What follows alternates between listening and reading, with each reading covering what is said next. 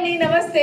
మొన్న నేను మా ఊరు వెళ్ళొచ్చాను. చిట్టి రొయ్యలతో పచ్చడి పడుతున్నాను అనగానే మీరు అందరు కూడా ఆర్డర్ చేస్తారు. దీన్ని కనీసం వీడియోలో షేర్ చేసుకుందామంటే అస్సలు కొంచెం కూడా లేదండి. ఆ యొక్క సపోర్ట్ తో ఈ రోజు 20 కేజీల రొయ్యలు తెచ్చారనమాట. టైగర్ రొయ్యలు అండి.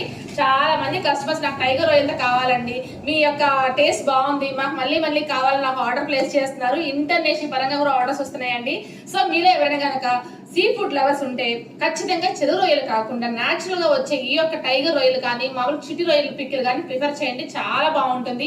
ఈ టేస్ట్ అలవాటు పడ్డాక ఇంకా ఆ టేస్ట్ అనేది తినలేరనమాట, అంత టేస్టీగా ఉంటాయి. సో ఇలాంటి సీ ఫుడ్స్ ని టేస్ట్ ని ఎంజాయ్ చేయాలి అనుకుంటే మన ఇల్లు ఎడిషన్ హోమ్ ఫుడ్స్ కి ఆర్డర్ చేయాల్సిందే. ఇలా ప్రాన్ పికిలే కాకుండా గోంగూర ప్రాన్ ఉంది, గోంగూర చికెన్ ఉంది, మటన్ గోంగూర ఉంది, గుంటూరు స్పెషల్ గోంగూర గుంటూరు మిర్చితో చేస్తున్నారండి.